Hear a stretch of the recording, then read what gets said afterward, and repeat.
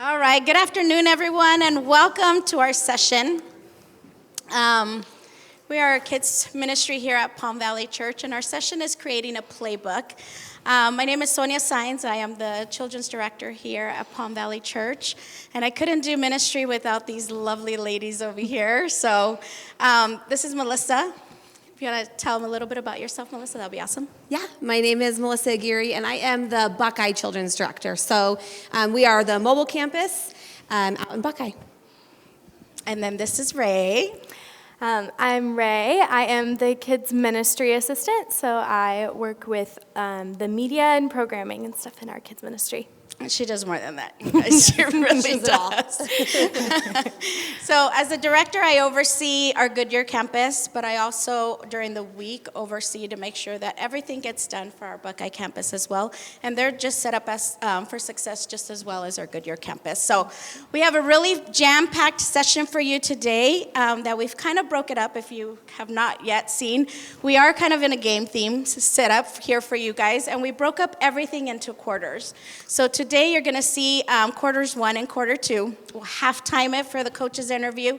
And then tomorrow we have quarter 3 and quarter 4, and then we'll do post-game interview tomorrow with any of your questions. So at your tables, you're going to go ahead and find these kid ministry cards. The kid ministry cards here for you, in the back, they're blank. They're for you to write any questions that come up, anything that you think of that we can go ahead and answer at the end of our session, whether it be today or whether it be tomorrow, or if you want to spend time with us chit-chatting, that would be awesome. So jot those questions down for us so we can go ahead and answer those and tailor our sessions kind of to meet those needs. The second thing that you should have received, if you didn't, please let us know. You should have received a ticket. In the ticket, make sure your name is on there and your phone number. Ray and I are going to raffle ourselves to your ministry. Hopefully it's in Maryland. No, just kidding. So we can go there. Ray, you pull that number. So Ray and I are going to be offering ourselves to your ministry. So we will come out to you, help you tailor your playbook, anything that you need regarding any of the topics that we talk about, any needs that you need in your ministry, we are going to dedicate an entire day to you through the raffle. So the raffle winner will be picked tomorrow after our last session. So we'll jumble all those names up, and then the lucky winner will, Marilyn, rooting for you, so we can go out there and support you guys. Just kidding. We're going to go ahead and dive in. Next slide for us, JC, please, if you could. That'd be awesome. Real quick, a quick overview of what you're going to expect today in our session. We're going to be talking about the X's and O's of our kids ministry playbook. In a little bit, I'll have the ladies come around and give you a ministry book, how we run ministry and why that is important, and how to actually structure your playbook. And what does that even mean, right? And then we're going to dive into talking a little bit about partnering with parents in that first quarter. And then we'll end our second quarter with talking about how do we equip or create our starting lineup. How do we form that starting lineup? And most importantly, how do we keep that starting lineup, which is important for our volunteers, especially in our kids ministry. So with that said, I'm going to go ahead and have you guys discuss at your table really quickly to kick off our entire kind of game here is answer the following question. Why do you serve in kids ministry? Why? And what is your favorite part about serving in kids ministry? All right, so I'm going to give you about maybe 3 minutes, since there's about 2 or 3 of you at your tables, to go ahead and discuss that. Why kids ministry, and what is your favorite part about kids ministry? Ready, go. All right, go ahead and give me a thumbs up if everybody at your table has shared. Give me a thumbs up if you guys have shared. All right, are you still sharing? You're all good? Okay. I loved hearing everything you guys had to say, from empowering children, providing them hope, moving from youth ministry into kids ministry, jumping off that ledge, right, and jumping into something different. Want to share a couple of things here. The hundreds of lessons we get to create, the hundreds of copies we make, hundreds of trips to the store, and we all know what we're buying. From the hundreds of times kids ask us for snacks or I'm thirsty, to the hundreds of times they interrupt us during their lesson to tell us about their pets or something that happened with their siblings or something funny that happened at school that week, right? Or the laughter that we hear when we play a large group game that they really, really love. Or the tears where they didn't win. Those are some of the reasons why we do children's ministry. At the end of the day, we do kids ministry here at Palm Valley Church, and I'm sure in your ministries too, because kids ministry matters. Kids matter. They matter. And a lot of times we forget. A lot of times people think that our ministry is really about just childcare, when in reality, we are really the first ones to plant those seeds of faith. We are the first ones to give them the hope. We are the first ones to empower them to seek God in those moments of, I am scared. I want the lights on at nighttime. Why is it that you want the lights on at nighttime, right? We are the ones that provide them with those opportunities. And I love that our kids ministry gets to do that. I've been doing this for 6 months. Scary. I'm not gonna lie. Very scary. But I have an educator background and taught high school for about 18 years of my life. Dove into administration. I always call administration at public schools the dark side of administration. But in reality, when God called me into this, I was so scared. I was so scared. I was like, why, God, me? Like, I'm so close to retire. And he's like, I want you to dive into this. And he not only called me once, he called me twice. And it was in a preschool lesson out in our Buckeye campus. I was sitting there, and God was teaching a lesson. Kitty Anderson, if you know her, Kitty Anderson. She was giving the kiddos a lesson on Jonah. And I remember sitting there, and God said to me, you're Jonah right now, and you're running from what I have for you. And I just cried as I was teaching that lesson. I immediately ran here. And then there was moments where, the summer school districts are exciting. They build the hype of what's coming and what's new. And I remember leaving a retreat for my school district at the time when I was working. And I was like, I can't do kids ministry. Like, this is exciting. I get to impact the community in this way. And I remember running through those doors during last year's camp this summer in July. And I was like, where are the kids? I just need to see the kids. And everybody was like, so you were just so excited that you're coming and you're jumping on board. And I was like, where are the kids? And walked into the worship center, and I saw all those little baby hands up in the air. And immediately I heard God audibly say, I brought you here for them. And I knew this is where God wanted me. And so it's been a roller coaster. I've been drinking out of a fire hydrant, somebody said the other day, and it is true. Kids ministry is not easy. It's challenging, but Sundays are my favorite days. I don't know about you, but Sundays are the best. They fill me. I love being able to be hugged by kids on my legs, being able to get tattooed with washable markers from kids that just don't want to do the lesson. Whatever it is, play tea parties, dance with scarves, whatever it is that they need for us to empower them and to share God's love for them before they head out for the week. I love doing that. And I just get to do it here with some amazing people every single Sunday. So they matter. And I love that. I love that the Bible portrayed plenty of examples of Jesus' leadership. He left us a discipleship model. And I'm going to share that with you, and I do have copies of those for you in just a minute. But I'm going to dive into those in just a second. If you hear their frogging noise back here, it's just our machine back here. So I promise it's not me or the food I ate. It's really the machine back there. I love that Jesus left us a model to follow, and we have it here at the church. It's called the Jesus model. And there's 3 parts that go with our Jesus model. Number 1 is that Jesus was a servant leader. And he left that for us. And I'll dive into that in just a minute. Jesus was also a relational leader. He was all about relationships. And then the third one is Jesus was an intentional leader. And I love all 3 of these because we all fall into different areas of this in our ministry right now. Which one are you most honing in on? And which one do you need to work on as we move into this next season of ministry? When we're looking at servant leadership, it says here, instead of the people working to serve the leader exists to serve the people. And Jesus did that. He came here washing people's feet. The King of Kings and the Lord of Lords came down here And he bowed down and took care of every single one of his disciples, and he washed their feet. What an amazing example of servanthood and leadership he was. He didn't come here to be served. He wasn't even born in an actual hospital or in a king or in a palace. He was born in a manger. Like, he showed us what that looked like. And sometimes there's times where we as children's leaders, we're like, man, like, this is hard work. But in reality, this is the best. We come here to be servant. We came here to serve. When you look at relationships, Jesus was all about relationships. He invited his disciples. He said, follow and come. Follow me. Come here. He was all about relationships. He wanted people to be able to be heard, to be loved on. He cared for their needs. We get to do that every single day in our ministry. And I love that we get to do that.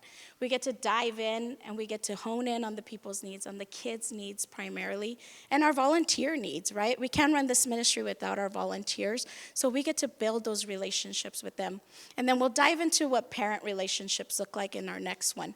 And then the last one, he was real intentional. And I love this because as ministry leaders in your ministry, I hope you are intentional in how you design curriculum, to how you greet a family, to what you send home every single weekend.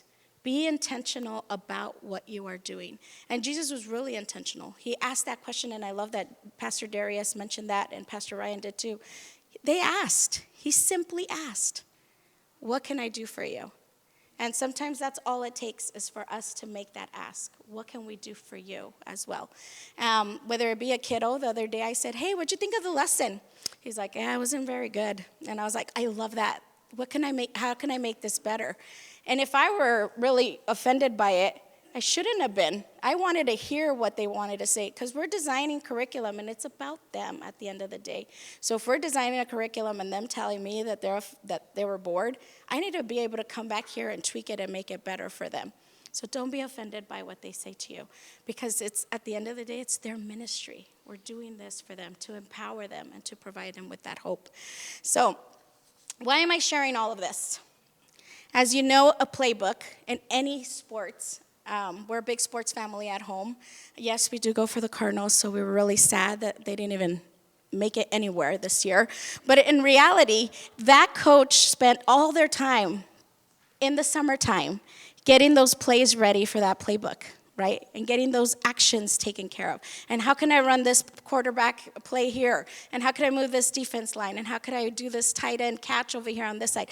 Whatever that was, that playbook is essential. Just like your children's ministry playbook is essential. So how do these three, servant leader, relational leadership, and intentionality fall within your playbook?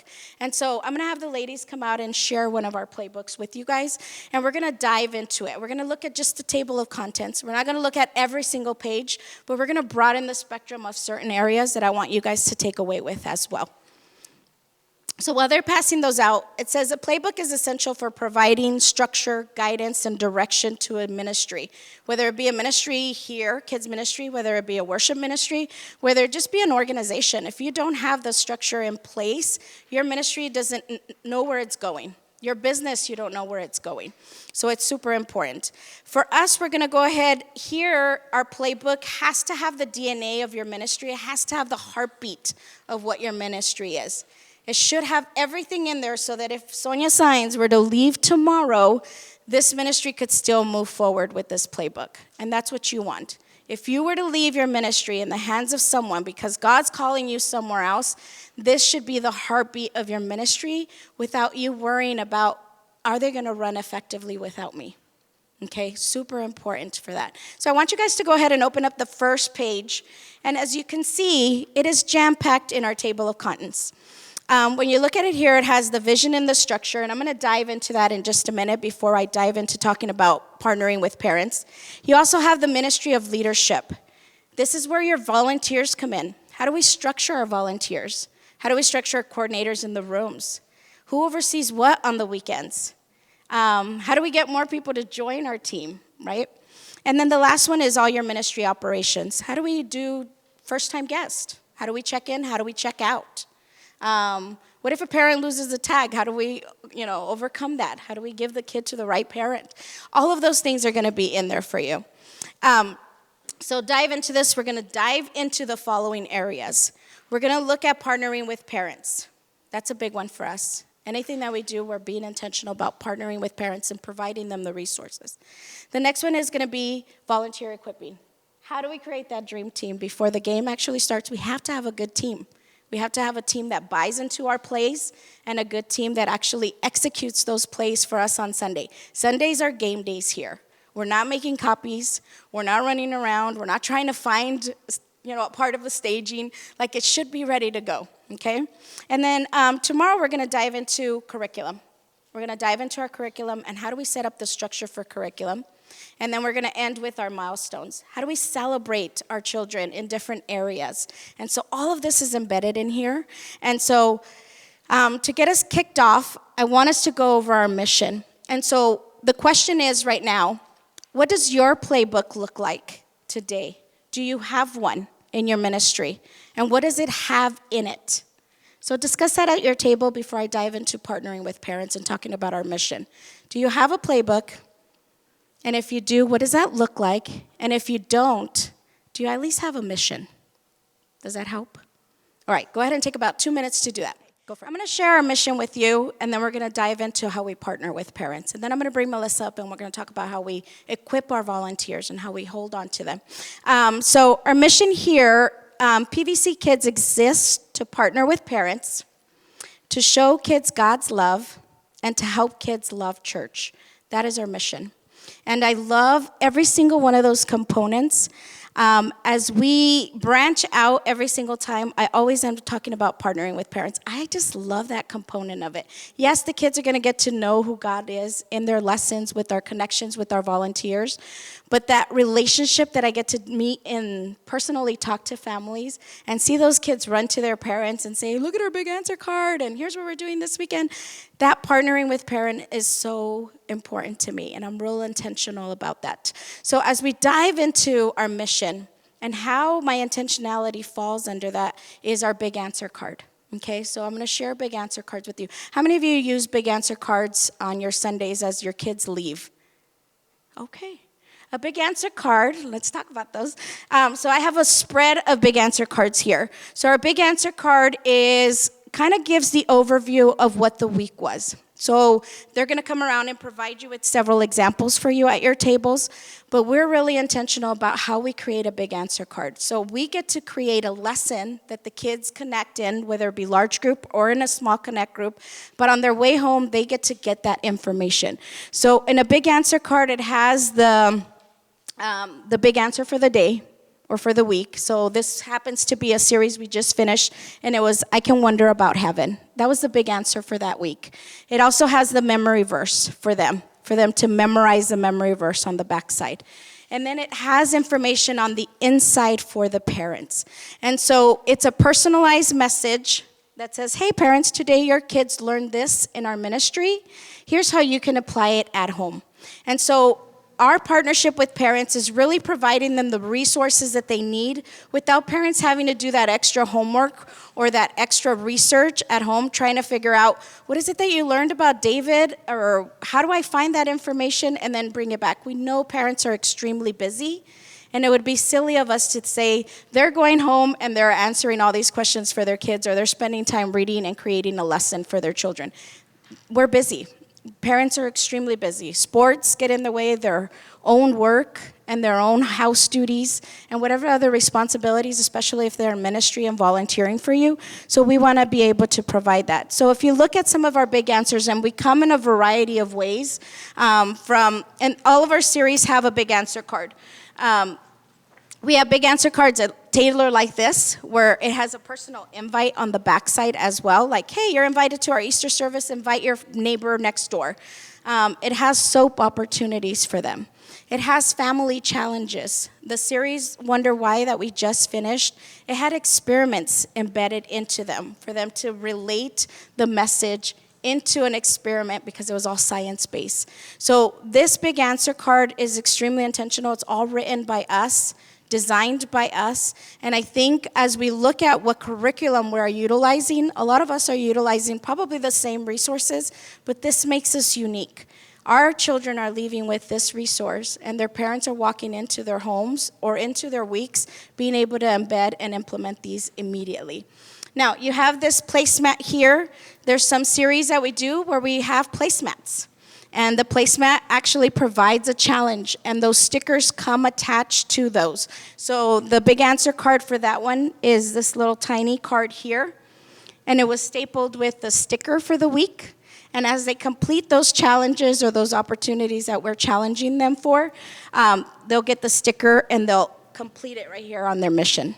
So a lot of graphics go into this. This is not something that's out there. We design, we create the content for it. We come up with the experiments. We find those activities for the kids to do and color. But don't let that overwhelm you. There's so many different ways to create these. The intentionality is get something started for the parents so that they feel like, oh, this is what you learned today. Oh, I can ask you, what was your big answer for today? Oh, I can wonder about heaven. Okay, show me the hand motions, because we do hand motions for these. And so the kids are able to walk away. So our preschoolers all the way to our 5th graders have these hand motions in place. Our toddlers also walk away with big answer cards. Theirs are a lot more simplified. And then our nursery, we just embedded nursery prayer cards. Questions on the big answer card? I know it's a lot I'm throwing at you right now. Yep.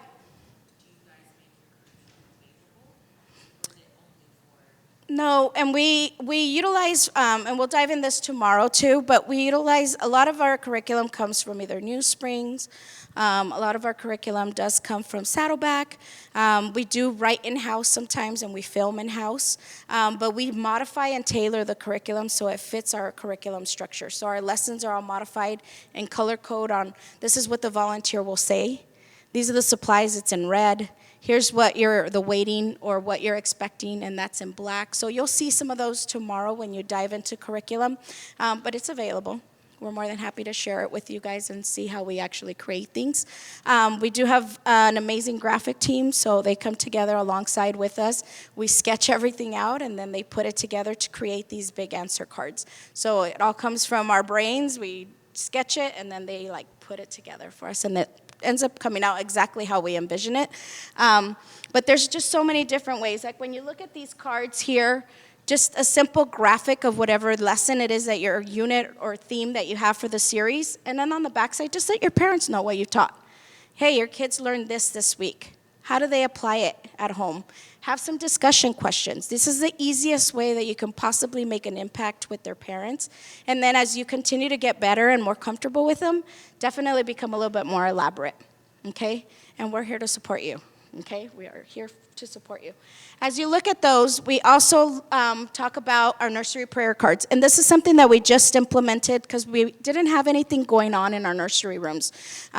Yes, we are taking care of our babies, but a nursery prayer card has the same theme. This is the theme that we're in right now. We're indoors, so it has kind of a monster feel vibe.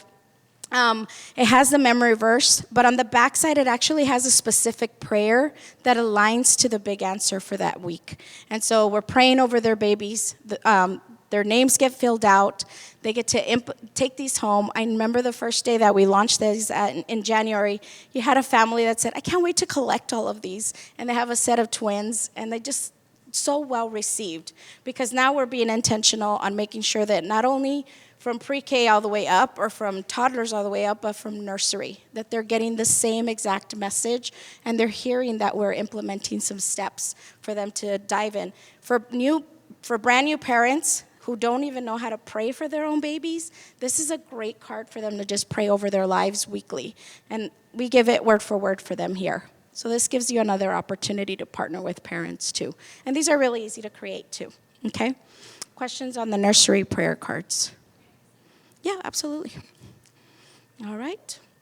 And we design them exactly with the same theme that we have going on in pre-K. Our elementaries are always the graphics are a little bit different sometimes, so we try to keep it as childlike as possible. So we just finished Wonder Why. It looked exactly like Wonder Why. We just implemented doors, and then we're looking at Easter to implement the same theme across the front. Okay? Questions on that? All right, I'm going to bring Ray up. She's going to talk about social media. This is another way to partner with parents. Super easy, and it's free for you. So, social media seems like a background thing for most people. This is a little bit scratchy, sorry. I think it's too close to my head. Social media thing seems like a background thing when we're too busy, when we have too many things on our plate, and it's way more important to get all the physical things done during the week. There's supplies that need to be stocked.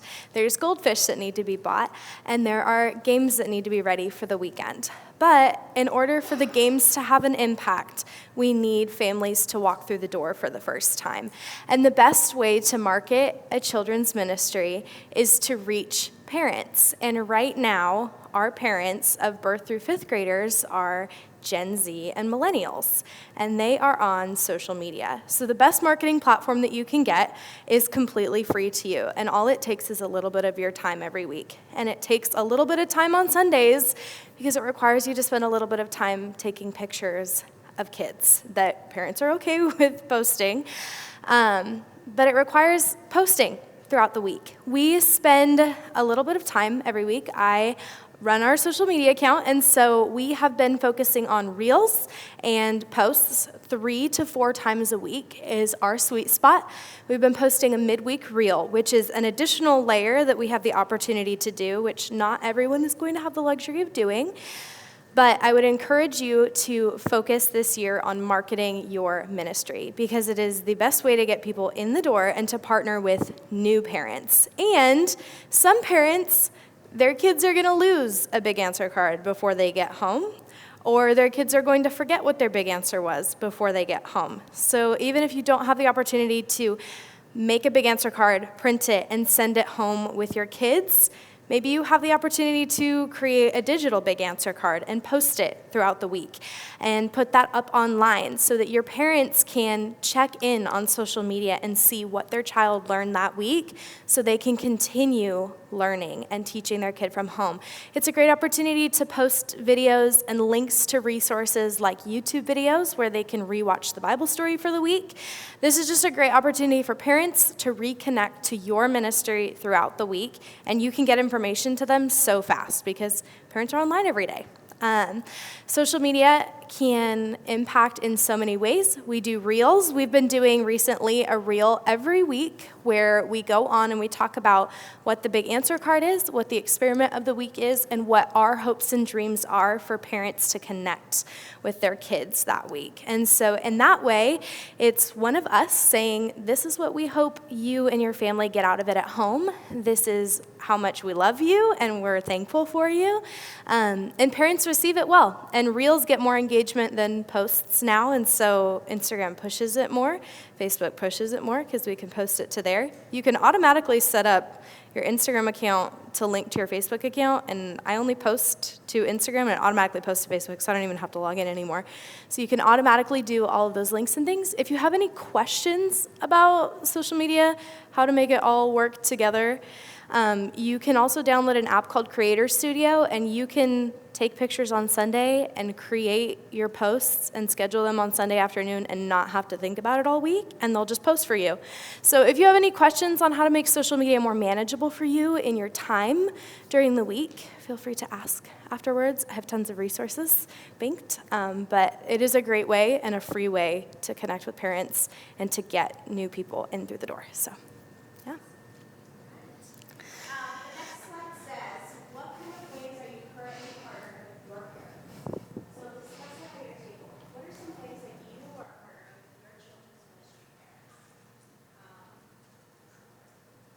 For us too.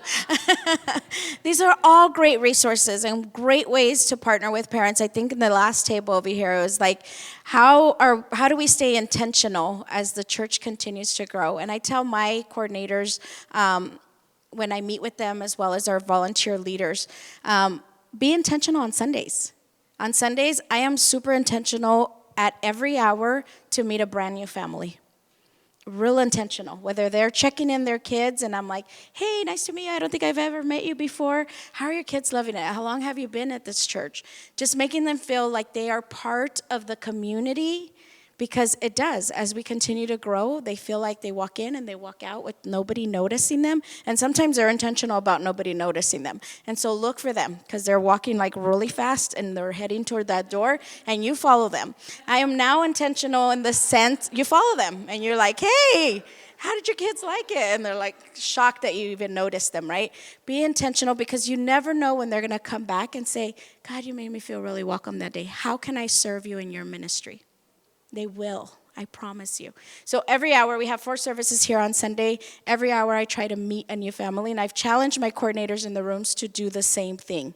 Meet a new family every single hour. And if we do that, can you imagine the impact that you're going to have within your church community on Sundays? And that can spill into your weeks and talk about volunteers. So as we talk about volunteers and building our volunteers, I'm going to bring Melissa up. She has a really unique perspective of how to build volunteers because she is a mobile campus. We are a very planted campus here. We just come in and we kumbaya in the morning and we just make sure our rooms are set while Melissa's over there like sweating. Her hair was did, it's no longer did. And she's wondering where she left the box that had all the curriculum in it. And so she runs a very different campus, but coming from that campus, I can definitely relate, and how we equip volunteers is extremely different because her volunteers are definitely getting into the nitty-gritty of things, while my volunteers are just showing up and making sure they have their T-shirts, and then they're getting into, developing lessons with us. So I'm going to let Melissa share a little bit of what that looks like in a mobile campus. Okay. Go for it. All right, so we should have the next slide, if you can. There you go. So talking about volunteer structure first before I dive into how we equip. We look very different at our campuses, as she said. In this campus, they have a room coordinator that is a staff person for each and every room. And then Sonia is the director, so she oversees everything birth through 5th grade. When we're talking about Buckeye campus, I'm also in the same role in terms of birth through 5th grade.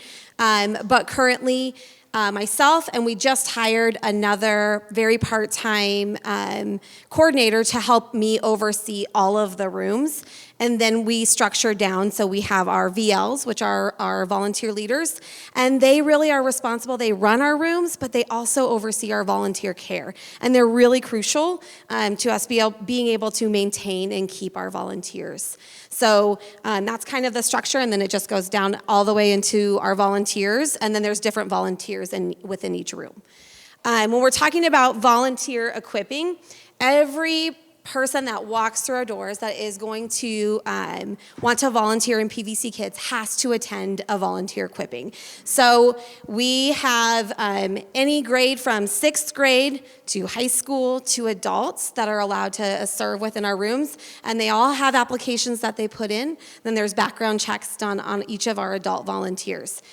All of them get filtered, and we get an email saying that they're ready to serve, and we contact them, and we set up an equipping. So here they meet certain hours, and they meet over in the Take 2 room. And on our campus, we have picnic tables, and I say, meet me out in front of the nursery at this time before services.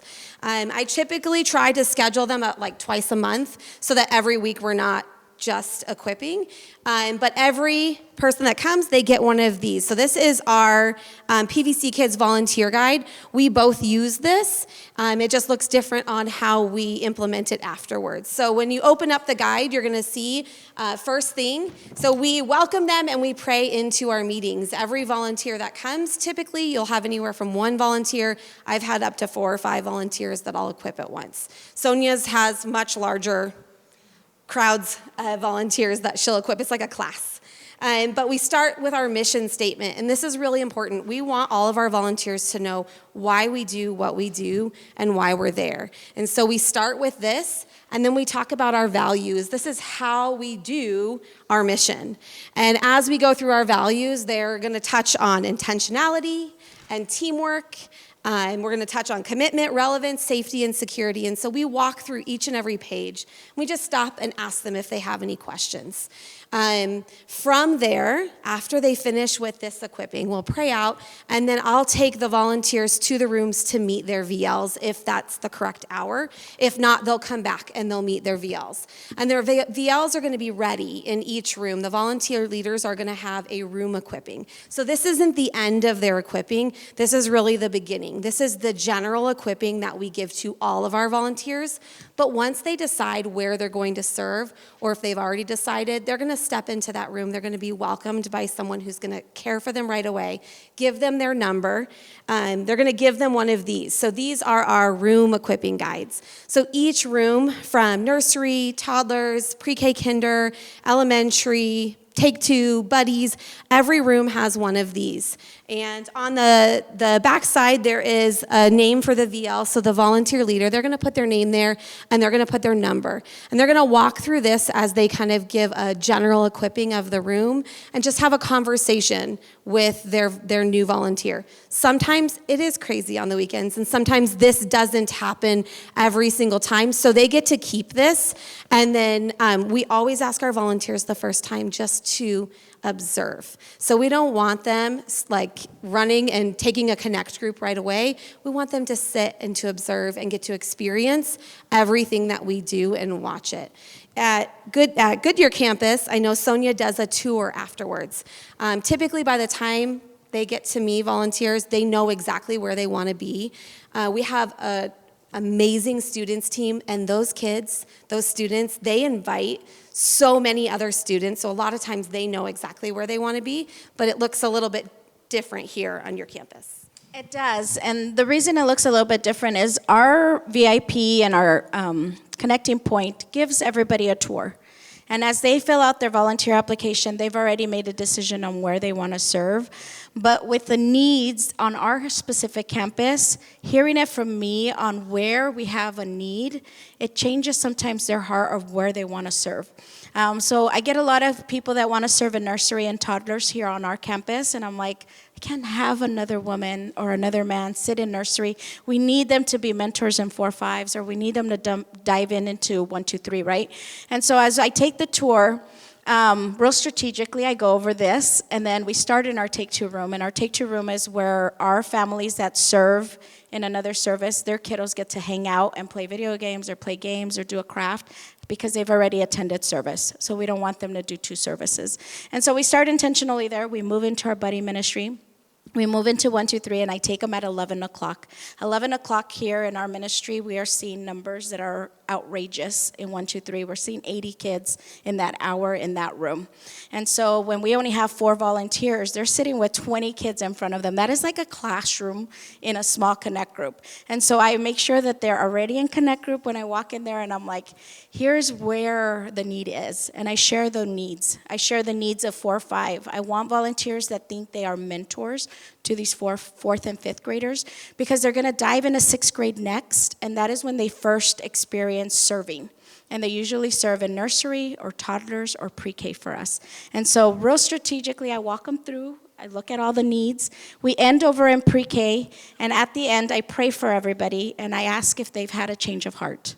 And a lot of times it happens. And when they have the change of heart, they're just so happy where that God has placed them, because they're real. And I say, allow God to nudge you. And if at the end you're still wanting to serve where you want to serve, feel free to serve where you want.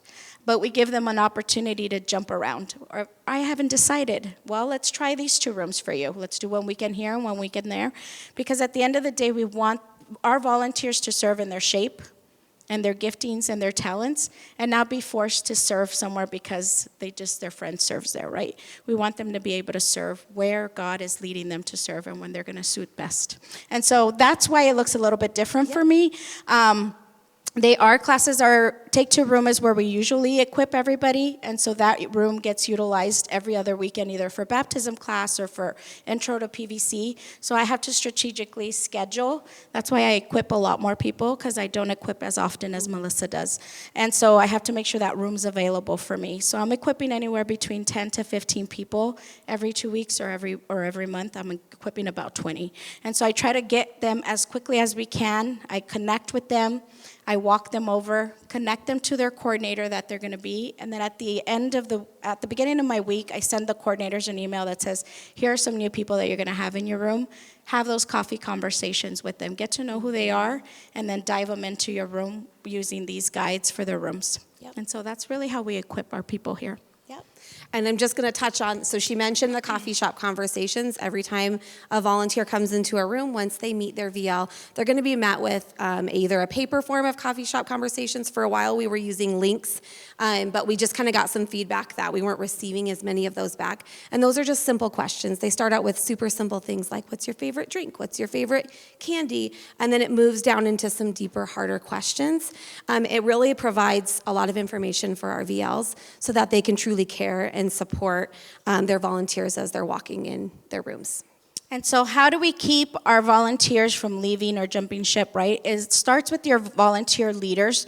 Those are the people that oversee your room during that hour or that specific service hour. We talk to them about making sure that they're constantly praying for their volunteers throughout the week. Get to build that relationship. Remember, we talked about that Jesus model about building relationships and being intentional. We want to care for our volunteers. We don't want them to feel like, oh, that's all they need me for, is to serve. We want them to create that culture in the room where it feels like a small group almost for them coming in every service hour. Our nursery gal here at church, Miss Deb, does an amazing job with that. That's why a lot of people love to serve in our nursery, is because they've created that culture in the room where out in Buckeye, when I was out there just, celebrating birthdays, and at the end of the month, we had cupcakes for everybody that had birthdays. So being able to provide that experience for our volunteers where they don't feel like it's, oh, I've done my duty, I checked it off my list, and I'm on my way for the rest of the week. Make them feel like they're a part of something. Birthday cards. You're awesome. We have thank you cards. I think we have some postcards up here that we send out. They say you're awesome, and they're intentional about celebrating our volunteers. And it's just a quick handwrite postcard that gets mailed to their home. We posted it here, and it just feels so good to get those. I remember being a volunteer in the classroom and just getting those, and I was like, oh, somebody noticed I was doing this amazing stuff. And so questions, if you do have them, leave them on our table. We will get back to those. If you want to ask us on your way out, feel free to ask us on the way out. Any of the resources that we provided you, please take those. They're all for you. I know it's a lot of information. Dive into it a little bit more. But we're here to support you in any way that we possibly can and help grow your ministry, or even tailor it or tweak it to your ministry so that it fits your ministry model and your mission. Okay? All right. Well, thank you guys so much.